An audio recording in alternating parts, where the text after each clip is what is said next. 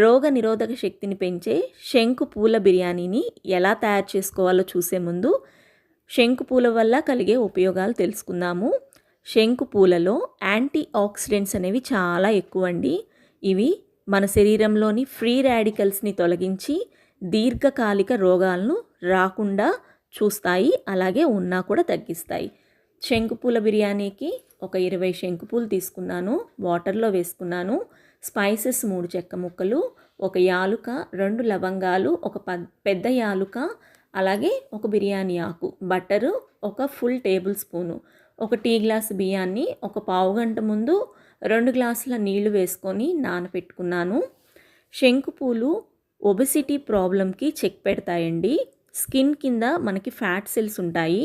ఆ ఫ్యాట్ సెల్స్లోకి ఫ్యాట్ని చేరుకోకుండా ఈ శంకుపూలతో ఏ పదార్థం తీసుకున్నా కూడా అడ్డుకుంటుంది.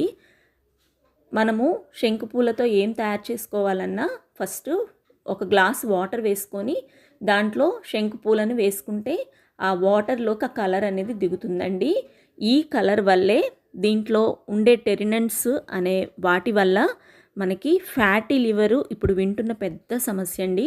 ఆ ఫ్యాటీ లివర్ అనేది కూడా చక్కగా తగ్గుముఖం పడుతుంది.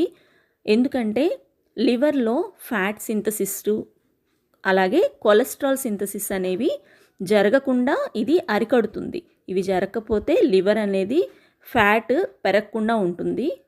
ఈ వాటర్ ఎక్స్ట్రాక్ట్ తీసుకొని వడకట్టుకొని పక్కన పెట్టుకున్నాను.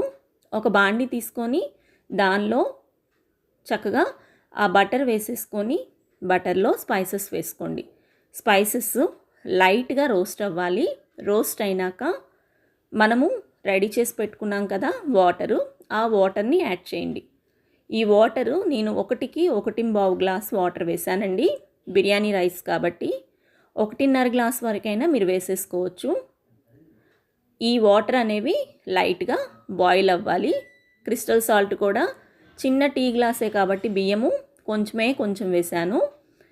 అవి బాయిల్ అయినాక వాటరు మనం నానపెట్టుకున్న బియ్యాన్ని కూడా వేసుకొని ఒకసారి అంతా కలిసేటట్టుగా చక్కగా మిక్స్ చేసేసుకోండి. మిక్స్ చేసుకొని ఉడుకు పట్టనివ్వండి.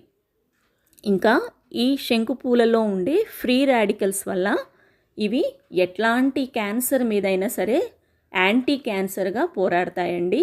అంటే వీటిని తీసుకోవటం వల్ల మనకి క్యాన్సర్ రాదు, ఉన్నా కూడా తగ్గుతుంది.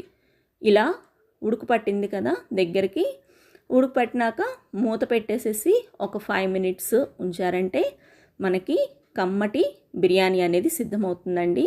ఈ బిర్యానీ టేస్ట్ ఎలాగుంటుంది అనుకుంటారేమో, చాలా బాగుందండి. స్పైసెస్ మనం చాలా తక్కువ వేసాం. మీరు కావాలంటే పచ్చిమిర్చి అలా యాడ్ చేసుకోవచ్చు, కానీ ఏదైనా కర్రీతో కూడా తీసుకోవచ్చు, విడిగా అయినా సరే. ఈ బిర్యానీ చాలా బాగుంది. శంకుపూల టీని ఇలాగ రెసిపీస్ని రెగ్యులర్గా తీసుకుంటే బీపీ అలాగే మధుమేహం కూడా చక్కగా తగ్గుముఖం పడతాయి.